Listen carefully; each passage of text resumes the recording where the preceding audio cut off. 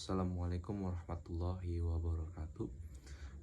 Perkenalkan, nama saya Muhammad Albana dari Fakultas Ilmu Komputer, Prodi Teknik Informatika.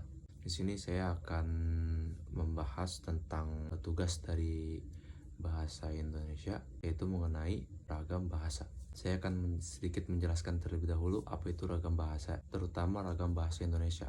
Ragam bahasa Indonesia adalah variasi bahasa menurut pemakaian yang berbeda-beda menurut topik yang dibicarakan, menurut hubungan pembicara, kawan bicara, orang yang dibicarakan, serta menurut medium pembicara. Seperti contoh, apabila ditinjau dari media atau sarananya, ragam bahasa terdiri dari dua, atau itu adalah ragam bahasa lisan dan ragam bahasa tulisan. Fungsi ragam bahasa. Adapun ragam bahasa Indonesia memiliki fungsi sebagai bahasa nasional. Fungsi-fungsi tersebut adalah: 1. Menyatukan berbagai bahasa di Indonesia. 2. Simbol kebanggaan nasional. 3. Simbol identitas bangsa. 4. Pemersatu antar kelompok atau etnis. Dan 5. Alat pemersatu adat budaya antar daerah. Bahasa Indonesia juga digunakan sebagai bahasa negara. Fungsi dari bahasa negara adalah bahasa resmi negara, bahasa pengantar pendidikan, alat komunikasi di tingkat nasional untuk kepentingan pembangunan, alat pembangunan ilmu, pengetahuan, dan teknologi. Ini ada jenis dan ciri ragam bahasa.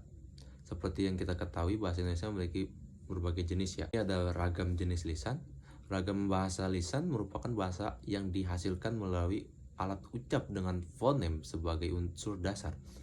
Ciri-ciri dari ragam lisan adalah memerlukan orang kedua atau teman bicara, tergantung situasi, kondisi, ruang, dan waktu, tidak harus memperhatikan unsur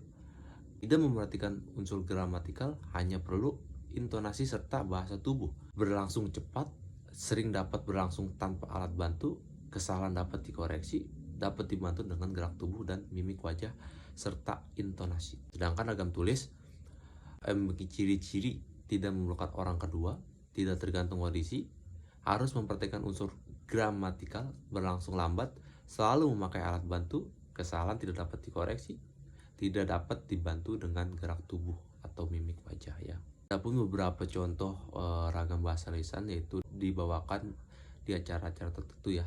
Contohnya pidato, seminar, atau khotbah, ceramah, seperti itulah. Di acara berita juga pun bisa digunakan. Itu termasuk dalam jenis ragam bahasa baku. Ini saya akan memberikan contoh bahasa jurnalistik. Dan di sini saya memberikan contoh bahasa berita jurnalistik yang dibawakan di acara-acara berita menggunakan bahasa yang baku. Berikut contohnya. Gubernur Lembaga Ketahanan Nasional Lemhanas, Letjen TNI Agus Hijojo menyatakan potensi konflik perpecahan yang mengancam kerukunan sudah mulai mereda usai pelaksanaan pemilu 2019. Hal itu ditandai dengan adanya pertemuan antara Presiden Joko Widodo atau Jokowi dengan Ketua Umum Partai Gerindra Prabowo Subianto.